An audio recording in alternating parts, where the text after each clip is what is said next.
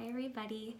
I did an Instagram poll the other day. Actually, I did a few different types of questions based on confidence and how confident people feel that they are. I added a scale in there to try and measure what someone's confidence would be, and then also some barriers that people had when building their own self-confidence. And I'll just go through a little bit of the stats that I got back from that poll that I did.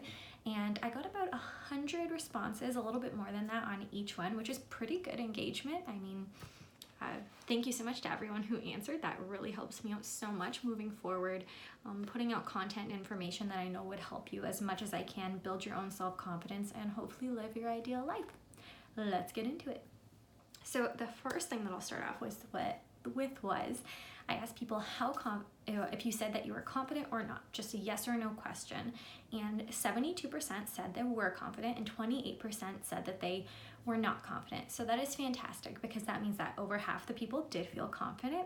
However, that means that out of the more than 100 people, there was about 30 people who did not feel confident, and in my opinion, that's too many. That's way too many, and everybody is so unique and so beautiful and so lovely in their own way that you should all feel confident in some way, shape, or form. So it did break my heart a little bit to see the responses. However, I appreciate the honesty, and moving forward, I'm going to be gearing whatever I put out towards these people and helping them in any way that I can.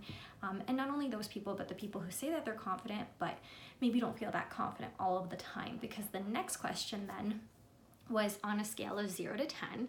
We do this a lot in nursing, so that's where I got it from, and I do this with my pageant coaching clients. So 0 being not confident at all, and 10 being the most confident that you've ever been. The averaged answer was a 6 out of 10, which is kind of insane because if those same 100 or more people answered this question, well, more than almost 3/4 said that they were confident, and only a quarter said that they weren't, but yet the average score is almost only at 50%. So that just goes to show that confidence is definitely a relationship with yourself. It's not just a one-stop journey, and that it's going to be something that you work on every day. There are so many facets to it, and that you have to look at different perspectives of your life, because maybe you're confident in one way but not in another. So that one kind of shocked me the most, because even though there are some days that I'm not feeling myself, that I don't maybe want to do the things that I want to do, like work or go work out, I still feel 100% confident. And that just goes to show that there's always things that we can be doing to build up our confidence, and that's what I'm going to get to when I just finish up these stats.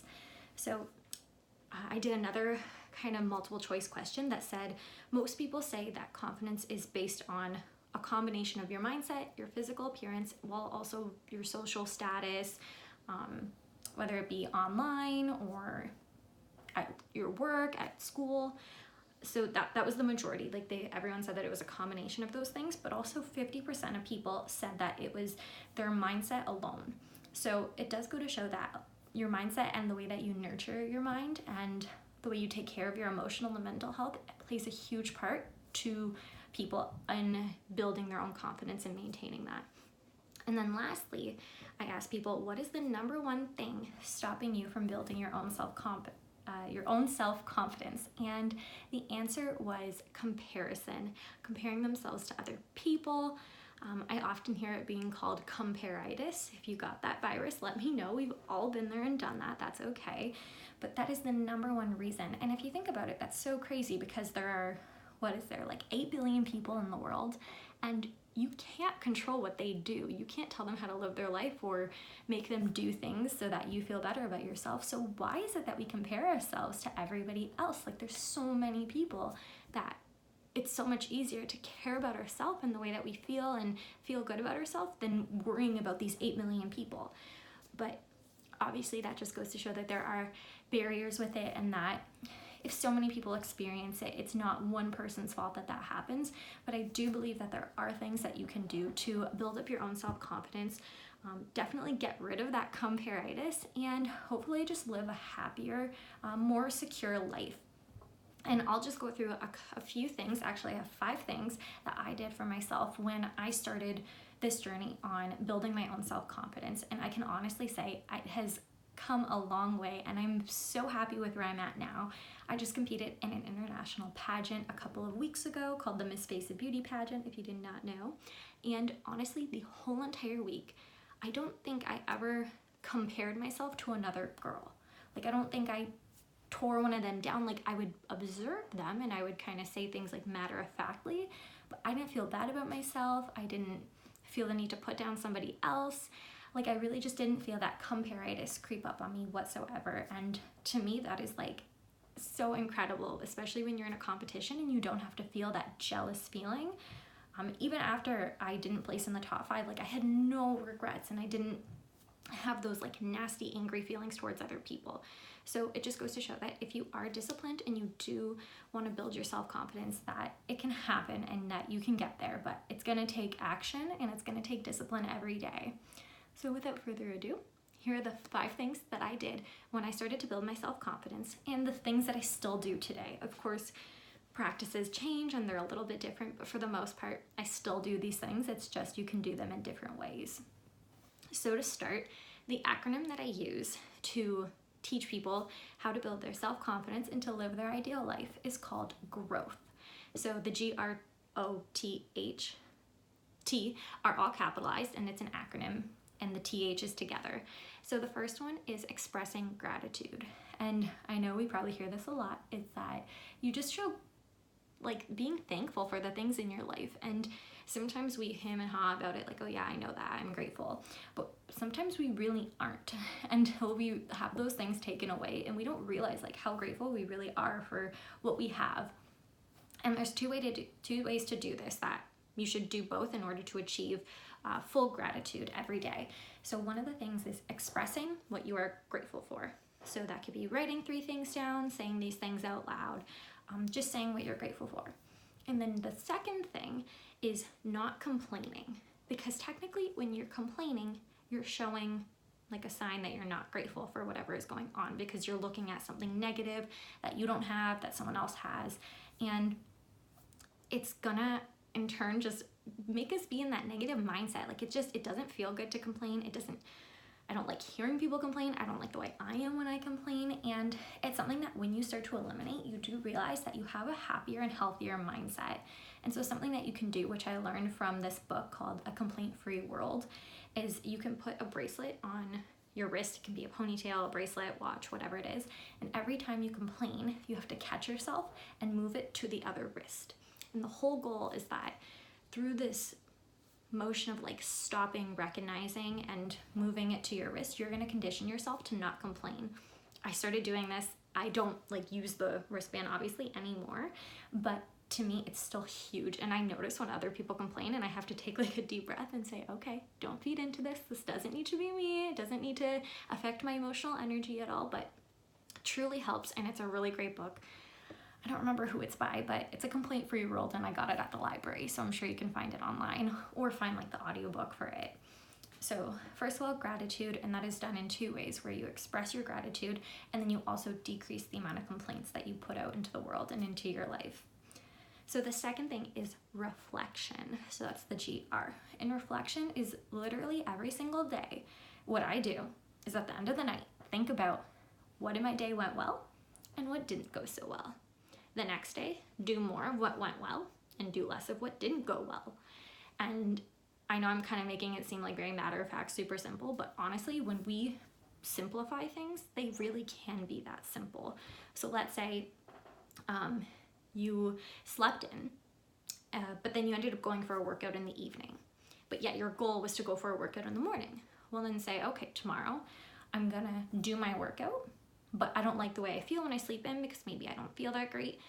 And I'm gonna do less of sleeping in. Like maybe I'll set my alarm 30 minutes earlier and then go work out. Super basic example, but when we're training ourselves to do more of what we love and do less of what energizes us and what takes away our emotional integrity, we do find that we build this self-confidence about ourselves, that when you live life with purpose and mindfully and you're doing things that you enjoy and investing your energy in things that you like, you're just gonna live a better and happier life.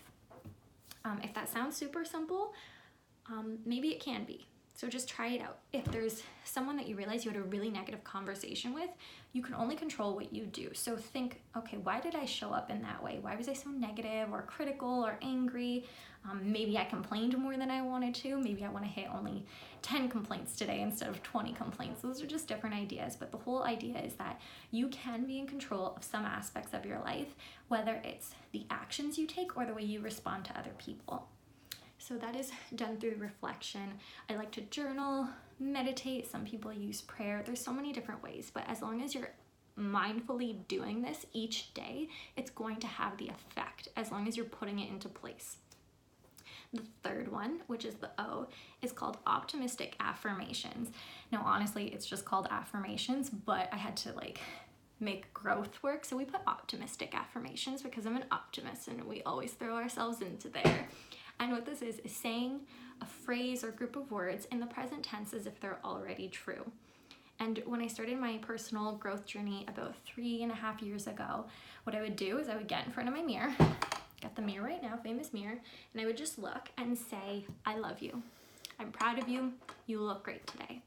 A combination of things like this. But the number one thing I said was, I love you. And it felt weird. It felt uncomfortable. I was like, my gosh, my family can probably hear me outside right now and they're probably thinking I'm talking to myself. But when you talk to yourself with kindness and you look at the person that you are and you're saying these things, you're gonna start to believe them. And honestly, we give compliments to other people. We should be giving compliments to ourselves as well.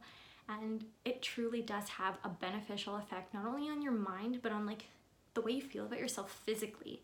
And we're so critical of ourselves. We are honestly our biggest critics, that we should really do more with developing the relationship between ourselves. And if you think about it, the more kind things that you say to yourself, the more you're going to be able to take compliments from other people.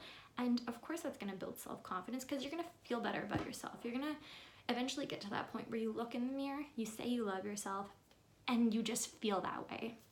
And maybe you have other things that you want to develop, I can't even think of anything right now, but the affirmations can be put into so many different ways, whether it's your work, your finances, your relationships. Definitely look up more about affirmations if you want. I can do another video on them, but focusing on self-confidence, the biggest one that I say to myself every day is, I love you and I'm proud of you. So that is number 3. Number 4, which is the W, is living a wellness lifestyle. Now, as an optimist and just as somebody who is a really happy person in general, I always like to focus on living a holistically healthy lifestyle. And the reason why is because, again, when I started my journey a couple of years ago, I was in my 3rd year in nursing, and I realized that the things that I had to teach to the patients, I wasn't even doing myself, 30 minutes of exercise a day and following Canada's food guide, which is just a good guideline. I wasn't doing these things, and I was like, wow, I'm kind of hypocritical, I guess. And it just took that one switch in my mind to realize, you know what, I want to be the person who practices what I preach, and I want to be someone who takes pride in taking care of myself. And that's all I had to do. Is each day I started doing 30 minutes of exercise. It could be walking on the treadmill, and the second it hit 30 minutes, I turned it off. That was it. And some days it got to be a little bit more difficult. Maybe my workout was only 20 minutes long, but I still showed up. And now I found things that I love to do just by practicing 30 minutes a day of random things. Now I know I enjoy going to the gym and working out and lifting weights, but I know I don't want to do that every day because it's not as fun. The whole point is finding things that you enjoy and you love. And it's so true that when you work out and when you nourish your body, you're gonna release endorphins and positive hormones. Chances are, if you're not eating a lot of processed sugar, your body's gonna feel better because there's something called, I think it's the letdown effect. What is it even? Oh my gosh, what kind of a nurse am I right now? But when you take in a lot of sugar and then you feel a rush of energy and you feel like you're on a high, but then you crash.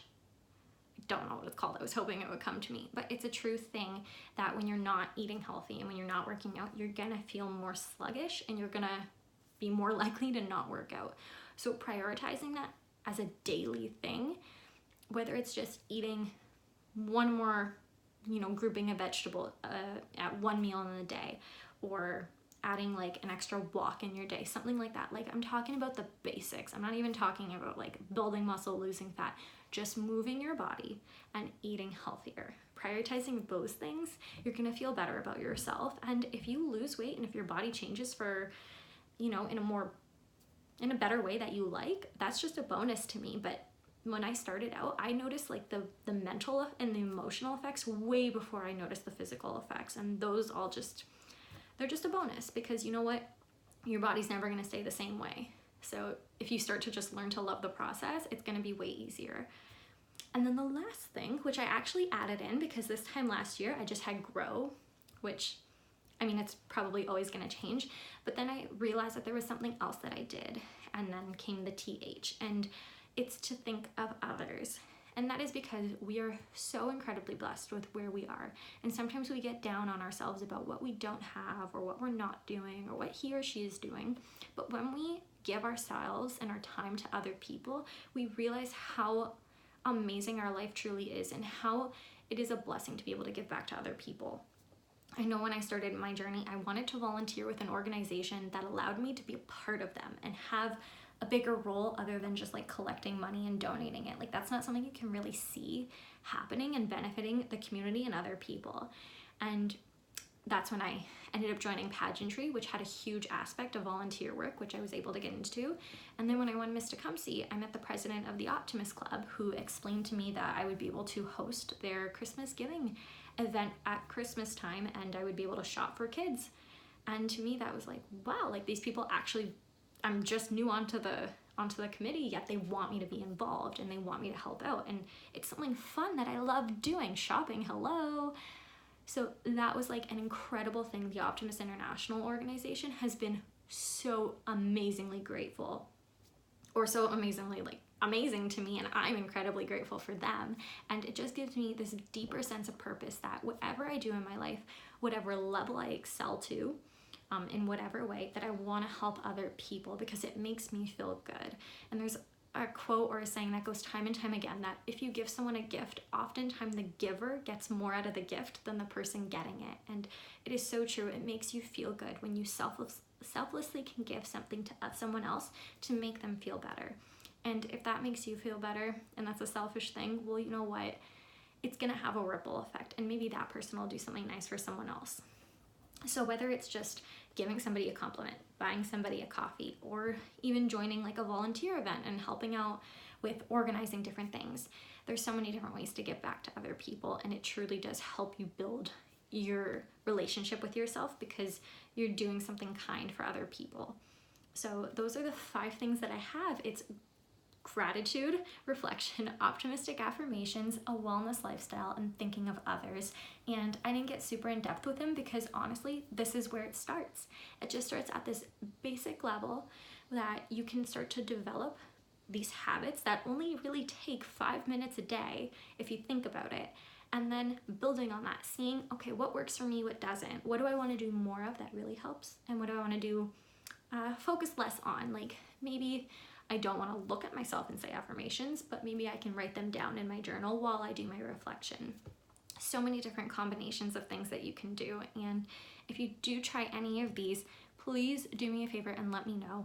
If I can help you or assist you on this journey in any way, I'd be more than happy to. And I'm so excited to continue making videos like this to help you feel at your best and build your self-confidence and live your ideal life. So that is all for today. I'm off to film another video about my 2020 vision board creation and how to go about doing that. So have a great day.